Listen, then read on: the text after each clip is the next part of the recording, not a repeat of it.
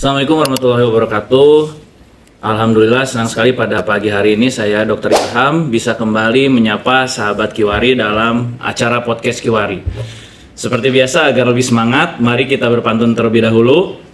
Jalan-jalan ke kota lama, beli buku dan juga pena. Walau bicara belum sempurna, anak kita tetap luar biasa. Oke, jadi pada pagi hari ini kita akan membahas tentang topik yang sangat menarik, terutama untuk ayah bunda yang baru punya keturunan ya, gitu. Dimana kita akan membahas tentang speech delay, bukan tak bisa tapi belum. Nah, untuk mempersingkat waktu, izinkan saya untuk memperkenalkan terlebih dahulu narasumber kita pada pagi hari ini, yaitu Dr. Indra Sahril, spesialis anak, subspesialis neuro konsultan MKes.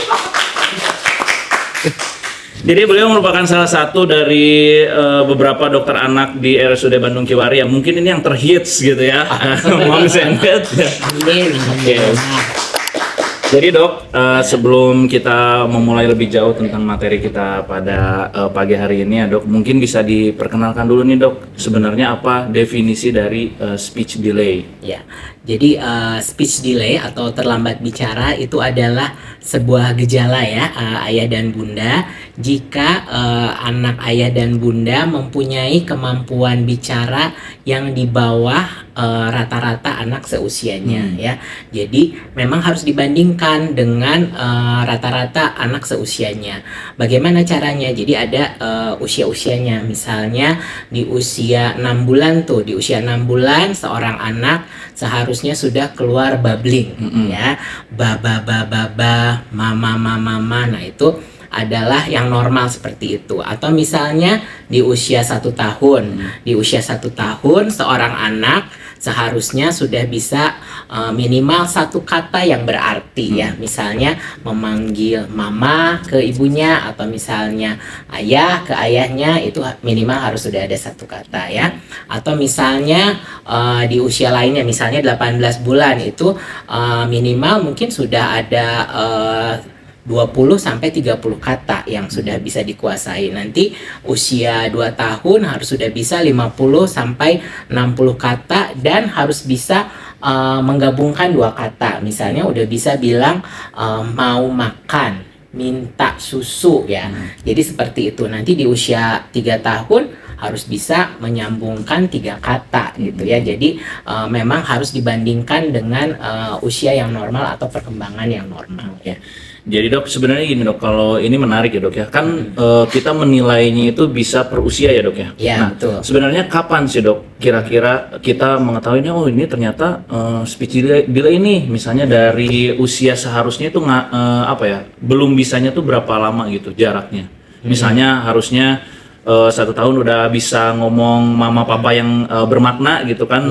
Nah tapi ini misalnya ternyata 1 tahun kurang 3 bulan, 1 tahun lebih 2 bulan belum bisa kayak gitu. Nah kapan si jadi gapnya? Yang dikatakan gap yang bermakna itu jika perbedaannya lebih dari 6 bulan ya. 6 bulan. Jadi ketika gapnya sudah dari 6 bulan kita harusnya sudah lebih waspada dan memang harus segera dibawa ke dokter anak terdekat ya, karena kalau lebih dari 6 bulan itu berarti sudah cukup jauh ya, keterlambatannya sudah bermakna ya. Oh bermakna. Jadi kalau misalnya tolak ukurnya 6 bulan ya dok. Tapi kalau misalnya 6 bulan itu biasanya diukurnya pas usia berapa dok? Apakah dari dia masih 6 bulan gitu kan, dia masih masih kecilnya bisa, atau memang yang sudah mulai ada kalimatnya gitu harusnya? Ya tergantung tadi ya. Jadi kalau babbling di usia tadi kan 6 bulan ya, kalau di 1 tahun dia belum ada babbling sama sekali ya, itu kita waspada, walaupun sebenarnya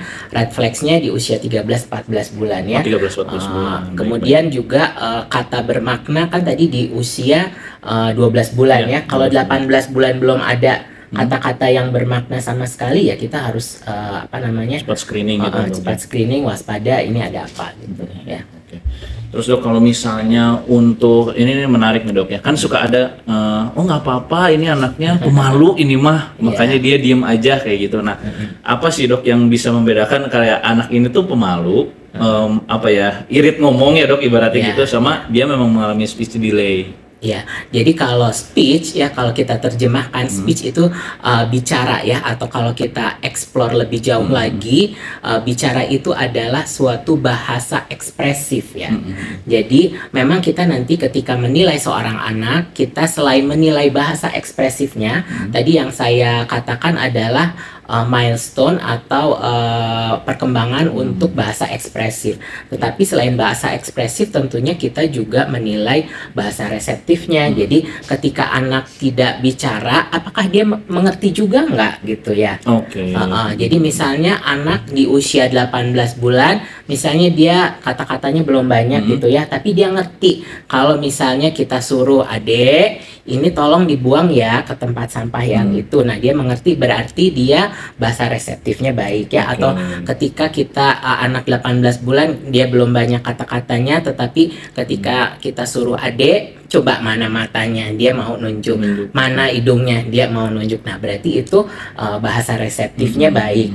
Sebenarnya kalau seperti itu kita tidak terlalu khawatir, tetapi tetap kalau misalnya tadi bahasa ekspresifnya terlambat lebih dari 6 bulan, kita harus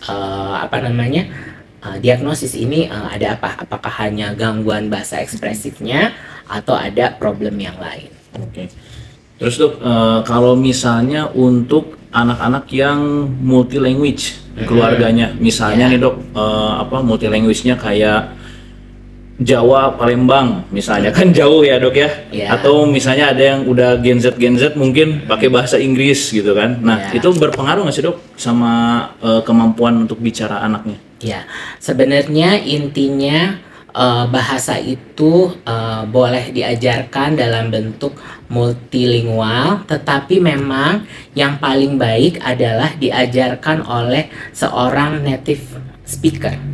Ya, jadi kalau misalnya ibunya misalnya adalah orang Eropa gitu ya, ayahnya kebetulan orang Indonesia, ibunya di rumah berbicara bahasa Inggris, ayahnya berbicara bahasa Indonesia, itu tidak apa-apa. Ya, tapi nanti kita harus lihat kalau misalnya memang anaknya tidak ada gangguan, oke-oke saja, nggak apa-apa. Itu kedua bahasa itu diajarkan oleh masing-masing native speakernya ya. Tetapi memang akan kurang baik kalau misalnya yang mengajarkan itu bukan native speaker gitu ya. Jadi bukan bahasa ibunya gitu ya. Jadi misalnya ngajarin bahasa Inggris gitu ya, misalnya di sekolah atau di playgroupnya bahasa Inggris, tapi nanti ibunya di rumahnya tetap bahasa Indonesia gitu ya. Itu akan kurang baik gitu ya. Jadi memang yang paling baik adalah belajar bahasa itu dari native speaker ya.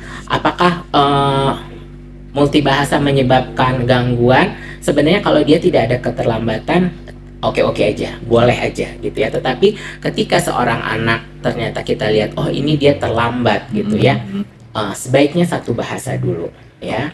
Kemudian tadi ada pertanyaan juga, gimana kalau yang satu bahasa Jawa, satu bahasa Sunda, misalnya satu bahasa Palembang gitu. Sebenarnya kalau bahasa daerah atau bahasa daerah di Indonesia itu mempunyai basic dasar bahasa yang sama ya. Dalam arti apa? Ketika tulisannya begitu, pengucapannya begitu. Gitu ya. Ketika ada tulisan mungkin BA, bacanya ba gitu ya. Berbeda kalau misalnya bahasa Inggris ya.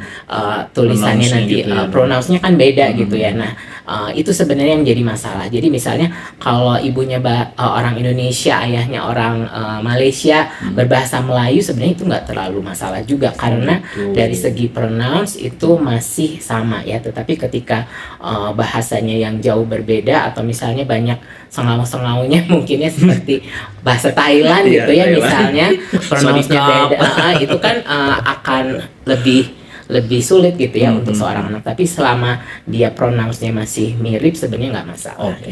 Nah terus ini menarik dok, tadi dokter menyinggung tentang ya sekarang kan banyak playground, gym ya kan untuk anak-anak kan, baby gym. Sebenarnya dok, kalau misalnya anak-anak kita dimasukin ke yang seperti itu dok ya, itu akan meningkatkan kemampuan dia secara misalnya kognitif atau misalnya kita lagi bicara tentang speech-nya gitu ya, atau malah akan menghambat dari kemampuan anak-anaknya? Ya, kalau gym itu berarti lebih banyak aktivitas motorik mungkin ya. Jadi sebenarnya motorik secara langsung tidak berhubungan juga ya dengan bahasa atau dengan kecerdasan ya.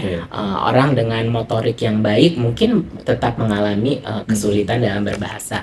Cuman mungkin apa namanya, dengan kita ke playground, ke gym gitu kan sebenarnya bukan hanya aktivitas motoriknya saja yang kita kejar, tetapi juga biasanya ada sosialisasi di situ ya, ketemu teman-teman yang lain ya, berinteraksi. Nah, itu sebenarnya mungkin yang lebih kita cari ya dalam hubungannya dengan bahasa, karena bahasa juga nanti akan mempunyai fungsi sosial ya.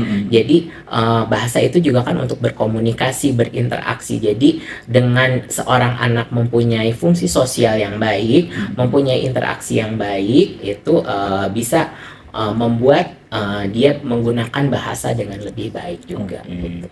Terus Dok, kalau misalnya nih sekarang kan banyaknya mama-mama gahol ya.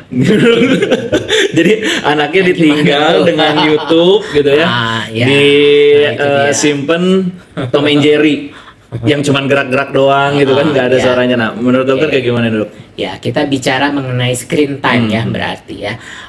Screen time itu sudah banyak penelitiannya, sudah banyak anjurannya ya, bahkan kalau AAP ya atau American Academy of Pediatrics itu melarang ya screen time di bawah usia 2 tahun ya. Apa namanya? Organisasi lain ada yang bahkan lebih ketat lagi, di bawah 3 tahun itu tidak boleh ya. Bahkan salah satu negara di Eropa itu ada yang lebih ketat lagi, bahkan seorang anak itu tidak boleh punya HP sebelum usia 12 tahun gitu ya, nggak boleh nonton TV gitu ya. Jadi efek dari screen time itu memang cukup besar. Kenapa? Karena screen time itu bukan suatu stimulasi yang baik untuk otak ya, untuk seorang anak bisa berbicara ya. Kenapa? Karena dibilang itu dimensinya berbeda dibandingkan dengan, jadi stimulasi yang baik adalah berbicara langsung dengan si anak ya. Ketika juga misalnya anak melihat ayah dan ibunya bicara, tetapi dia tidak diajak, itu juga bukan stimulasi yang ideal gitu ya. Jadi memang yang ideal itu harus berbicara, diajak, kontak langsung gitu ya Dok ya? Langsung, betul sekali. Jadi makanya screen time itu bukan suatu stimulasi yang baik. Bahkan kebanyakan anak yang mempunyai waktu screen time yang tinggi mempunyai gangguan itu tadi, interaksi ya. Jadi interaksinya sangat terganggu ya. Jadi itu mungkin yang bisa menyebabkan apa ya, ibaratnya jadinya anak tuh ini mah pemalu gitu. Padahal memang nggak kebiasaan juga ya Dok ya. Malah jadi susah kita menilai dia speech delay-nya atau enggak ya. Iya betul. Jadi kayak kalau anak yang screen time-nya banyak, selain dia pasti terlambat gitu ya, biasanya ada gangguan perilaku juga yang perlu kita perbaiki ya. Terus kan Dok, gini ya, jadi kalau misalnya kita ngedukasi pasti ada kata-kata gini, tapi Dok, nah, tapi Dok, kira-kira nih Dok, gitu kan? Kalau misalnya dikasih screen time kira-kira berapa ya Dok ya bagusnya gitu kan? Jadi, karena saya, biasanya kalau kita berpedoman pada tadi yang saya sebutkan ya, American Academy of Pediatrics itu sebenarnya menyatakan setelah di atas 2 tahun itu boleh ya, ada screen time-nya. Atau misalnya sebenarnya di bawah 2 tahun yang boleh itu apa? Hanya video call. Video call. Misalnya ayahnya lagi di Jakarta, mereka lagi di Bandung, video call sama ayahnya itu boleh. Ya, karena itu ada interaksi ya. Tetapi kalau dia nonton TV terus diem aja ya, ditinggal ibunya masak gitu, anaknya diem aja, nah itu yang sebenarnya tidak boleh ya. Setelah usia 2 tahun dikatakan boleh ada screen time, tapi ada batasannya. Batasannya adalah maksimal dalam 1 hari itu 1 jam ya. Kalau misalnya kita mau melihat kesehatan mata ya, itu juga sebenarnya dikatakan kalau setiap 20 menit itu harus istirahat dulu. ya.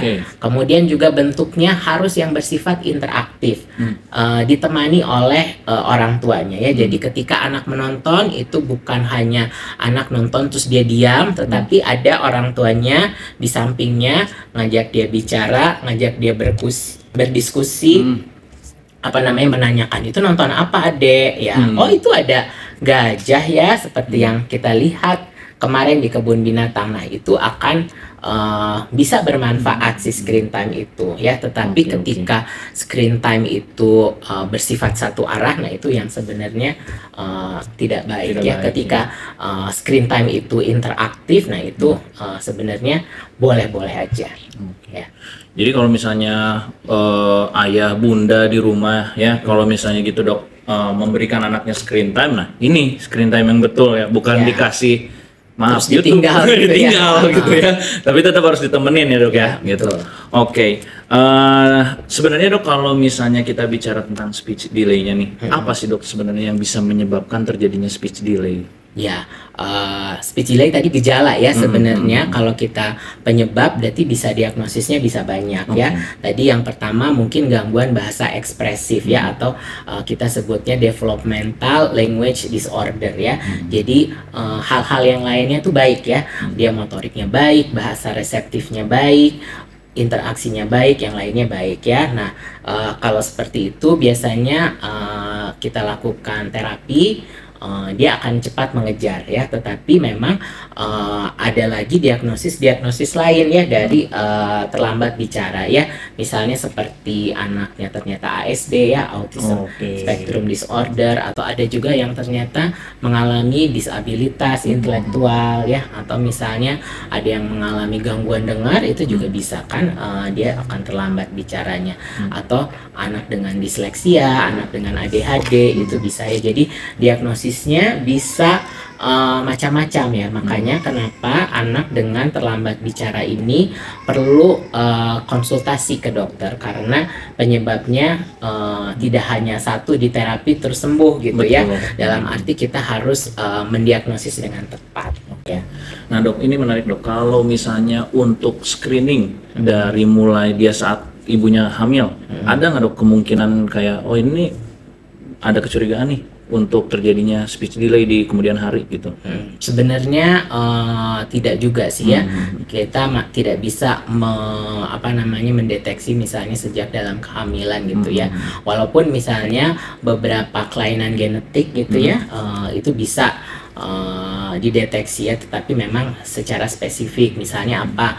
Misalnya Down syndrome gitu ya. Down syndrome kan biasanya anaknya ada gangguan bicara juga ya, biasanya terlambat dengan kecerdasan di bawah rata-rata, dengan IQ borderline, biasanya terlambat bicara juga. Nah kalau itu bisa kita deteksi, tapi itu sangat spesifik ya. Atau misalnya ada beberapa kelainan lain seperti misalnya Rett syndrome, itu juga kalau mungkin diperiksakan genetiknya, tapi bukan kromosom ya. Kalau Rett syndrome itu harus genetik, itu mungkin bisa diketahui, tapi memang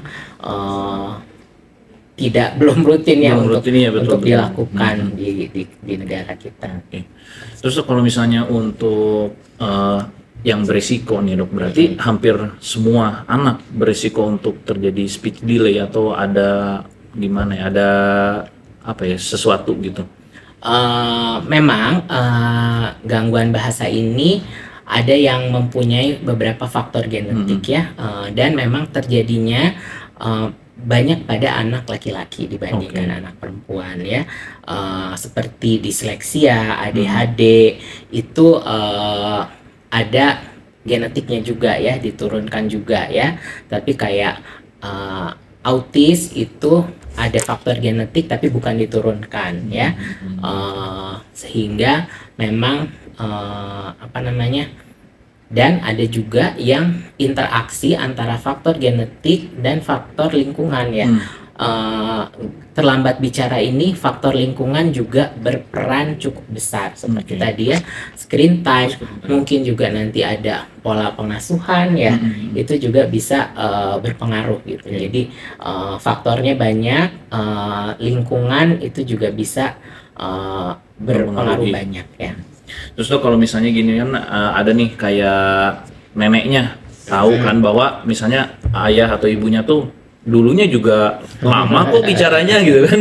Kayak ya udah tenang aja, kamu juga baru bisa ngomong mama papanya 1 tahun 5 bulan misalnya kayak gitu. Nah itu sebenarnya kita oke, nanti aja, atau wah tetap harus diperiksa ini berarti gitu. Ya, jadi intinya bahwa ada yang disebut dengan critical period dari berbahasa ya.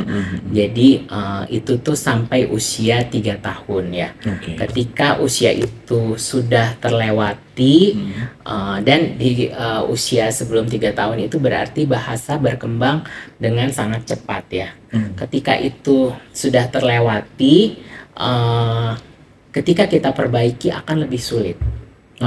Ya, jadi sebenarnya ya kalau misalnya ya itu kan ayahnya dulu terlambat juga nggak apa-apa gitu ya. Apakah anaknya mengalami hal yang sama gitu ya? Kan kita nggak tahu.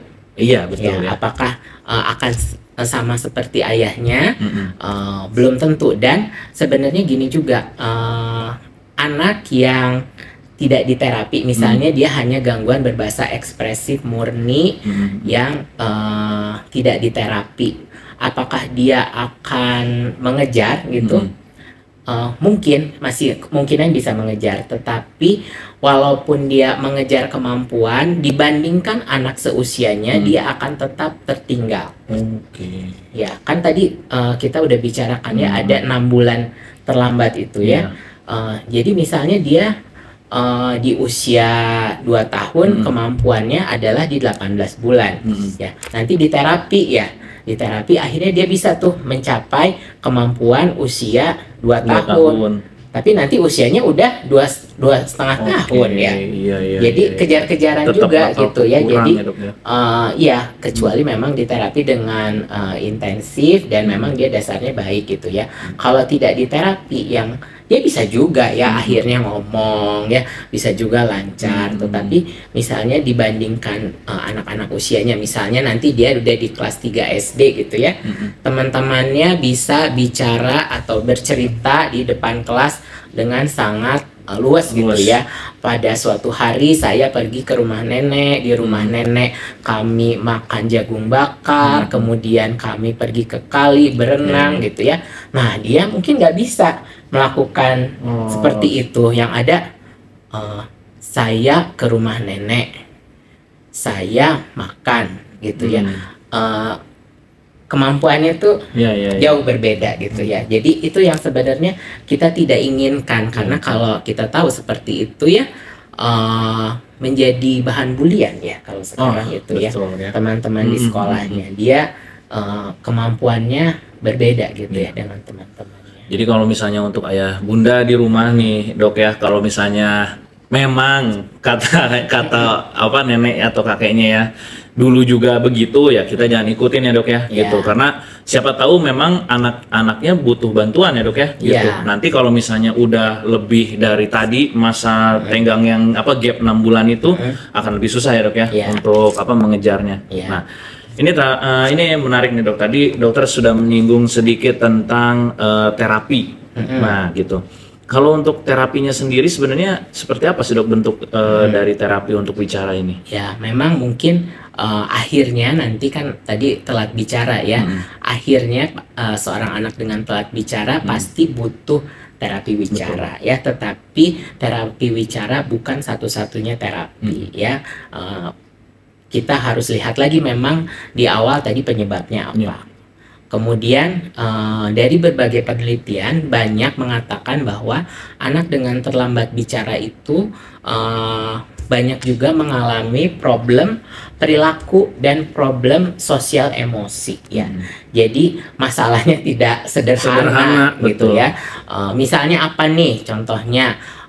Banyak yang datang misalnya usianya sudah 2,5 tahun, keluhannya telat bicara ya, anaknya malu-malu banget ya, ngumpet, mau diperiksa nangis gitu ya, dideketin takut gitu ya. Nah itu kan berarti dia ada problem sosial emosi ya. Perilaku anak usia 2,5 tahun harusnya tidak seperti itu ya. Jadi harusnya anaknya sudah tidak takut mau berkenalan dengan orang baru ya.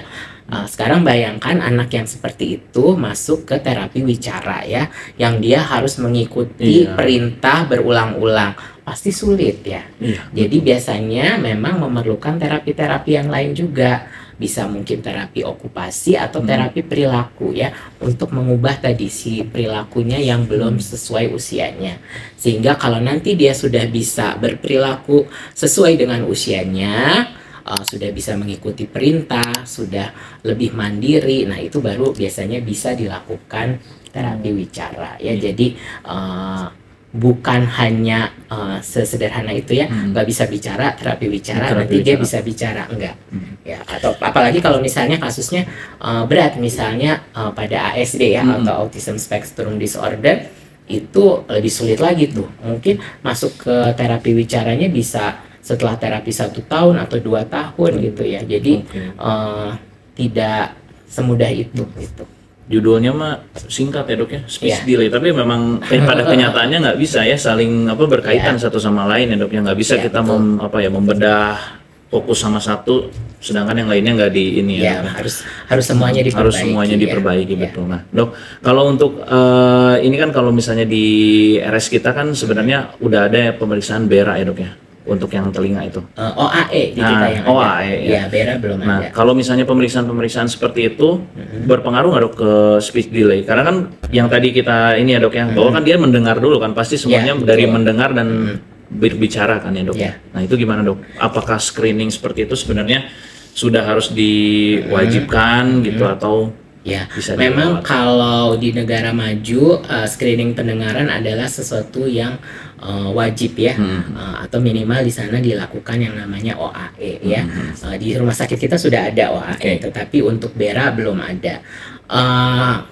Karena di negara kita BERA itu juga masih terbatas ya, tidak di semua rumah sakit ada. Kita juga saya khususnya mungkin sebagai konsultan saraf anak akhirnya harus pilih-pilih juga. Kalau misalnya semua anak yang terapi semua anak yang terlambat bicara saya suruh BERA, nggak akan beres-beres itu ya. Kebanyakan pada ngantri BERA, pada yang di terapi nanti ya.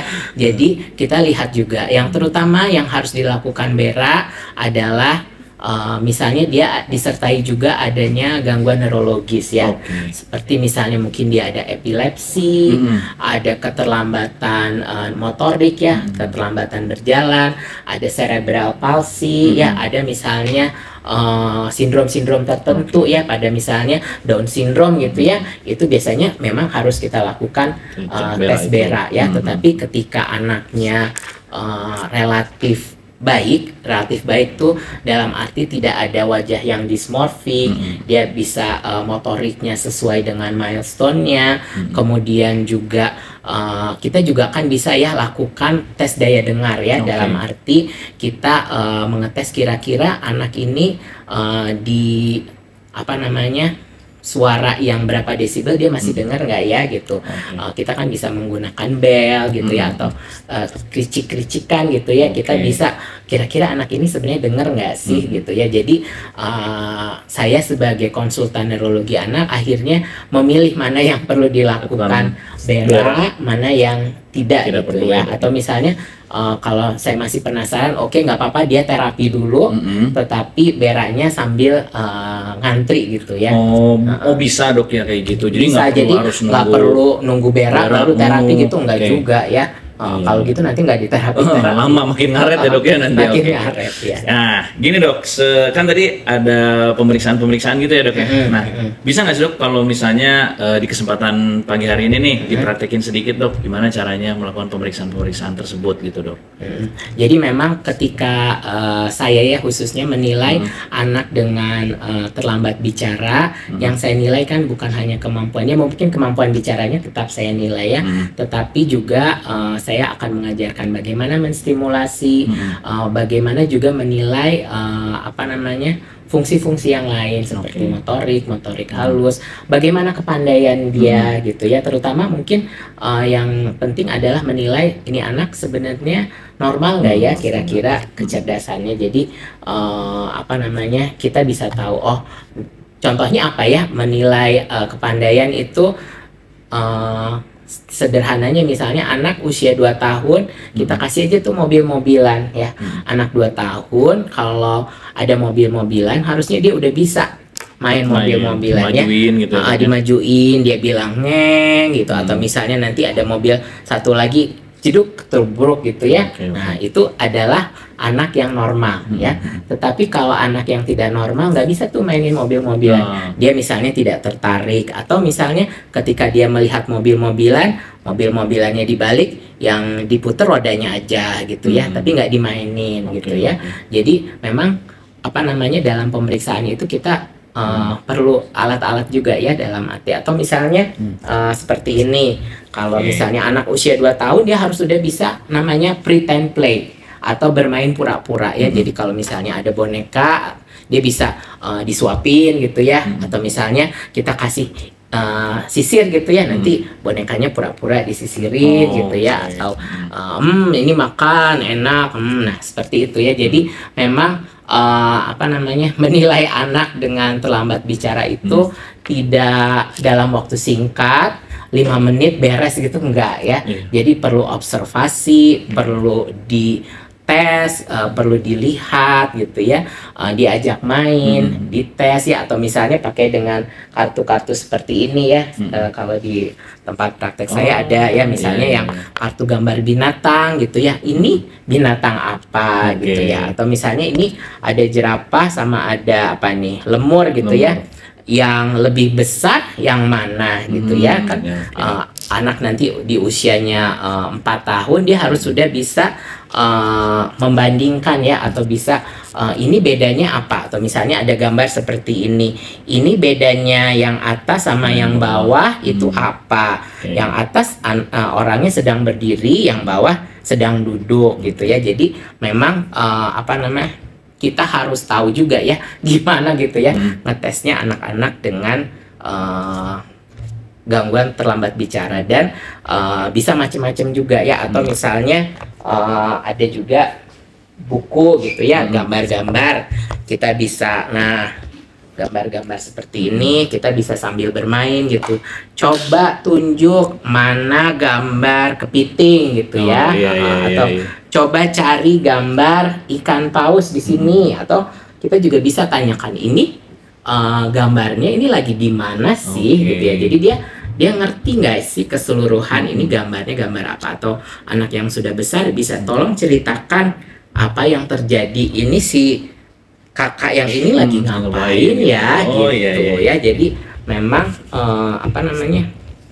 perlu waktu juga untuk bisa menilai seorang anak dengan keterlambatan bicara, dia ada gangguan apa aja, bagaimana dia kecerdasannya, atau misalnya pada beberapa anak misalnya dia tertarik sama dinosaurus tuh ya anak. Jadi kita juga harus punya tuh di tempat praktek buku dinosaurus. Kita juga harus hafal ya, dokternya harus hafal ini dinosaurusnya namanya apa, ini namanya apa. Kalau nggak nanti kita kalah ya. Malah kita yang bingung sendiri ya. Kita jangan jadi yang bingung, kita harus tahu apa itu Parasaurolophus, apa itu Stegosaurus gitu ya. Iya benar dok. Jangan cuma taunya T-Rex. Iya, cuma taunya T-Rex aja. Semua anak juga udah tahu gitu ya. Sebenarnya dok, kalau untuk pemeriksaannya sendiri nih, kira-kira ayah bunda tuh harus nyiapin waktu berapa lama sih dok? Karena kan gini, kayak apa ya, ke klinik untuk memeriksakan kesehatan biasa dan untuk terapi itu kan berbeda ya. Gitu. Jadi biar tahu nih ayah bunda di rumah, jangan sampai mau kemana mampir dulu kayak kiranya sebentar malah lama gitu kan. Ya, jadi untuk pemeriksaan tumbuh kembang atau screening tumbuh kembang ini memang perlu waktu ya. Bisa ya mungkin kalau paling cepat, kalau tidak ada masalah atau misalnya dia masih bayi, bisa mungkin cepat 15 menit gitu ya, bisa 30 menit, bahkan kalau yang perlu konseling atau perlu pemeriksaan lebih lama, biasanya makin besar itu makin lama ya, bisa sampai 1 jam gitu ya. Jadi ya disiapkan antara 30 menit sampai 1 jam kali ya. Jadi jangan mau ke undangan mampir dulu, nanti jadi buru-buru gitu ya. Oke dokter, kalau untuk di kita sendiri nih dok, di RSUD Bandung Kiwari, udah bisa belum dok untuk terapi wicara? Untuk terapi kita udah bisa ya, kita ada terapi wicara, terapi okupasi, fisioterapi, kemudian juga terapi perilaku, beberapa terapis kita sudah mulai bisa juga. Ya. Dok, singkat saja, mitos atau fakta dok? Anak laki-laki berbicara lebih lambat daripada perempuan? Dari statistik betul. Betul ya dok? Ya, oke, jadi fakta? Fakta. Oke. Yang kedua, anak speech delay yang sudah terdiagnosis tanpa terapi wicara akan bisa bicara dengan sendirinya? Mitos atau fakta nih dok? Fakta, tetapi dia tidak akan mengejar. Tidak akan mengejar, yang tadi saya bilang ya. Jadi akan tetap tertinggal ya. Jadi tetap harus diterapi sebenarnya dok ya. Betul. Yang ketiga, speech delay terjadi karena anak sering main gadget atau enggak dok? Bisa menjadi salah satu faktor, tapi bukan satu-satunya faktor. Oke, jadi tetap fakta ya dok ya? Iya. Yang keempat, anak dengan multi language pasti mengalami speech delay? Tidak selalu. Tidak selalu. Ya. Berarti mitos ya dok ya? Mitos. Oke. Speech delay berkaitan dengan IQ?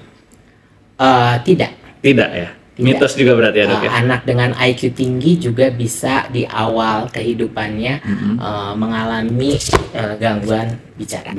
Ya.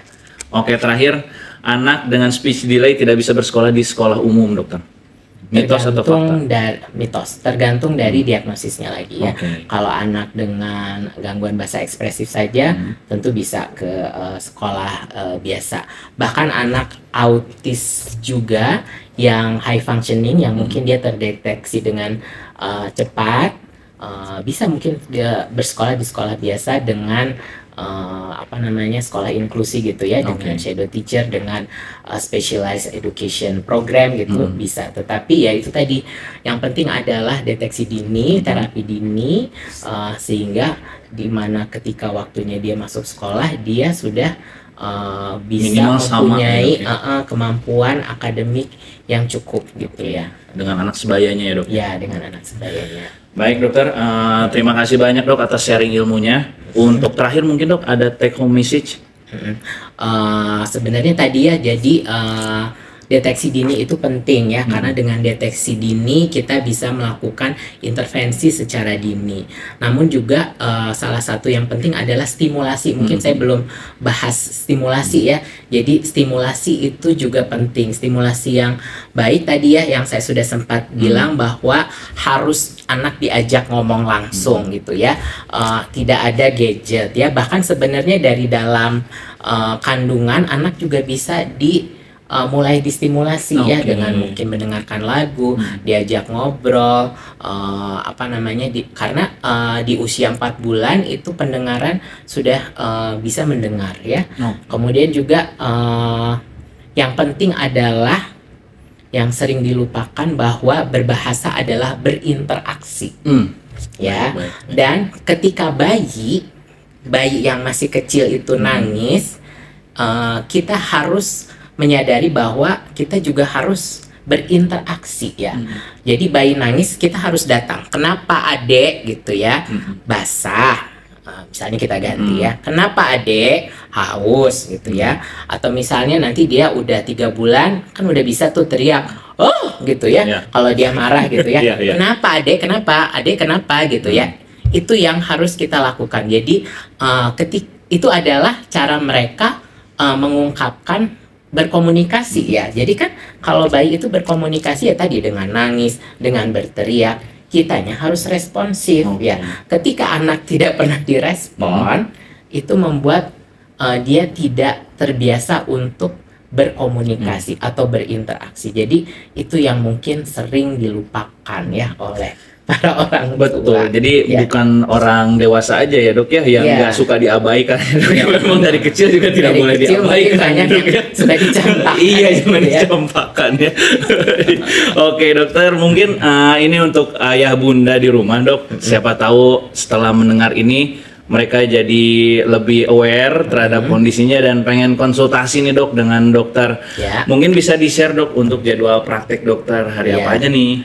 Kalau saya di RSUD Bandung Kiwari, praktek di poli reguler itu hari Rabu dan Sabtu ya, pagi mulai jam 8.30 sampai siang lah, sampai habis ya. Kadang sampai jam 12, kadang sampai jam 2 gitu ya. Kalau di hari lain di poli eksekutif itu saya ada dari hari Senin sampai hari Jumat, cuman jadwalnya nanti mungkin harus cek di website karena beda-beda hari Senin itu jam berapa, hari Selasa jam berapa. Oke. Ya. Terakhir dokter mungkin mau berpantun dok? Ya, satu pantun penutup mungkin ya. Asik. Raja Ampat indah tiada tara. Cakep. Hati siapa yang tidak terpikat? Cakep. Anak Anda terlambat bicara, segera bawa ke dokter anak terdekat. Baik dokter, terima kasih untuk sharing ilmunya ya dok ya. Semoga Ya, bermanfaat sama-sama. untuk kita semua ya dok ya, terutama untuk ayah bunda yang sedang menonton di rumah mungkin ya. Ya. Oke, terima kasih untuk sahabat Kiwari yang sudah setia menyaksikan podcast kami pada pagi hari ini. Jika Anda yang bergabung dengan ingin mendengarkan lengkapnya episode kali ini atau mungkin episode-episode sebelumnya, silahkan subscribe dan follow IG serta YouTube dari RSUD Bandung Kiwari. Jangan lupa untuk selalu menjaga kesehatan. Sampai jumpa lagi di episode berikutnya. Salam sehat dari Kiwari.